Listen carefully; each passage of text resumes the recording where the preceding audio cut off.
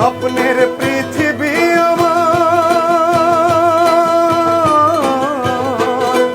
স্বপ্নের পৃথিবী আমার হলো বালুচর। তো আমরা আশা করছিলাম এখানে হচ্ছে আমরা মানে আসবো, এনজয় করবো, ফুল নিব, কিন্তু আমরা এখানে ফুল পাই নাই। আমরা হচ্ছে বাধ্য হয়ে এটা লুকাই আর কি নিছি। যেটা আশা করছিলাম ওটা আমরা পাই।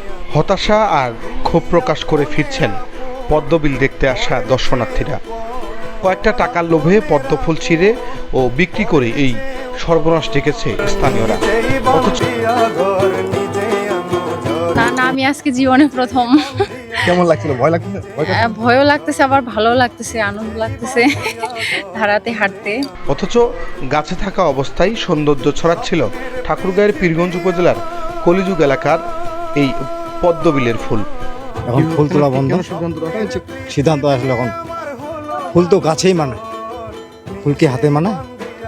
ফুল তো গাছে, গাছে মানায়, হাতে তো মানায় না। যারা ঘুরতে আসে তারা যারা ঘুরতে আসে তারা ফুল তুলে না, এখানকার ছেলেপেলেগুলো তুলে আর কি, তুলে বিক্রি করে করছিল।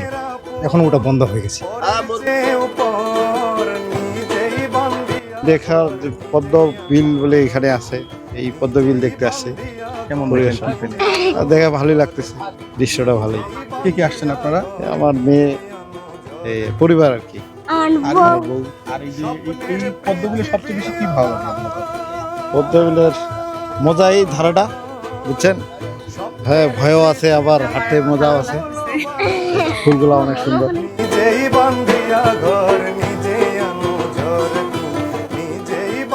দুধের স্বাদ ঘোলে মেটানোর মতো অবস্থা। এসেছিলাম পদ্ম ফুল দেখতে, ফিরছি খালি বিল দেখে। মূলত এই যে সৌন্দর্য ছিল, সেই সৌন্দর্যটি লোভে পড়ে রক্ষা করতে পারেনি। 20-30 টাকার বিনিময়ে এখানকার যারা লোকজন রয়েছেন তারা পদ্ম ফুল ছিঁড়ে দর্শনার্থীদের নিকট বিক্রি করতেন। এই অসাধু পন্থার কারণে এইরকম একটা সৌন্দর্যের জায়গাটির মূলত সৌন্দর্য নষ্ট হয়ে গেছে। যারা দর্শনার্থী আসছেন দূর দূরান্ত থেকে তারা এক প্রকার ক্ষোভ প্রকাশ করছেন যে আশা, যে প্রত্যাশা, যে স্বপ্ন নিয়ে মূলত এই পদ্মফুল দেখতে আসছেন, সেই কোনো এই পদ্মফুল সেই পরিমাণ নেই। যদিও সেগুলো রয়েছে, দূর থেকে দেখা আর কাছ থেকে দেখার যে স্বাদ, মনের যে আনন্দ, যে তৃপ্তি, সেটি কিন্তু মূলত পাওয়া যাচ্ছে না। যেটা আশা করছিলাম ওটা আমরা পাই নাই। মনে যেটা দেখছিলাম ওইরকম না। আসলে ওর থেকে আমার মনে হয় যে আমাদের বাসার পাশে যেগুলো আছে খালবিলগুলা, ওগুলাই মনে হয় শাপলা ফুল আছে, ওগুলাই বেশি সুন্দর। আমরা যত থেকে আসছি সেতামস থেকে আসছি আর কি, যতটা আশা নিয়ে আসছি অতটা আমরা পাই নাই, সন্তুষ্ট না। ফুলগুলো ছিললে গাছ ছিললে হ্যাঁ, ফুলগুলো না ছিল তাহলে আর কি ভালো লাগতো। ফুল আছে দূরে দূরে, মানে মনের মতো না আমাদের। এটা বিগত প্রায় মাসখানিক হবে, মাসখানিক ধরেই এখানে মানুষ আসা যাওয়া করে।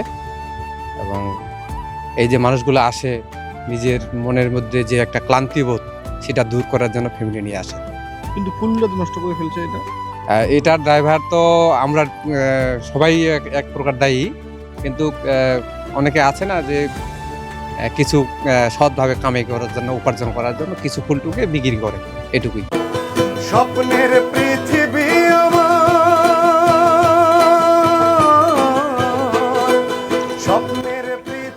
আমার মতো যদি হতাশায় ভুগতে না চান, কোনোভাবে এই যে পদ্মবিলে এসেছিলাম, খড়খড়ি এই যে কাঠের ব্রিজের উপরে বসে পায়ে নাড়াইলাম। পরিবার প্রয়োজন নিয়ে যদি টাকা পয়সা খরচ করে আসতে হয়, এখানে না এসে অন্য একটা জায়গায় যান, কারণ যে সৌন্দর্য দেখার জন্য আপনি আসবেন সেই সৌন্দর্য মূলত বিলীন হয়ে গেছে। ব্যাপারটা হলো যে গাছের ফুল গাছেই তো বানায়। এখানকার যারা লোকজন ছিল কিংবা যারা অথরিটি ছিল, তারা যেটা করছে যে অতি লোভে তাপ নষ্ট করে ফেলছে। যেহেতু সৌন্দর্য ছিল, এটা শুধু কাঠের বীজ ছিল, দৃষ্টিনন্দন ছিল, যেহেতু দর্শনীয় স্থানের অভাব রয়েছে ঠাকুরগাঁও জেলায়, তো যারা এসেছিল তারা প্রতিজনই হতাশ হয়ে ফিরতেছে। আমরা হতাশায়, আমি দেখেন হতাশায় একবারে সেই বিলের পানিতে বসে গেছি। তো ব্যাপারটা হলো এরকম, যদি পরিবার প্রয়োজন নিয়ে ঘুরতে চান অন্য জায়গায় যান। আগামী বছর যখন প্রথম পর্যায়ে এই পদ্ম ফুল ফুটবে তখন আসবেন।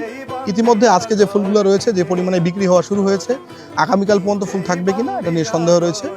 আর যদি ফুটে আল্লাহর রহমতে সেটাও বিক্রি করে দিবে, কারণ পয়সার লোভে এখানকার অথরিটি যে কী করতে পারে সেটা আমরা অলরেডি বুঝতে পারছি। তো আর সময় নষ্ট করে এখানে আসবেন না। সকলকে ধন্যবাদ, টাটা।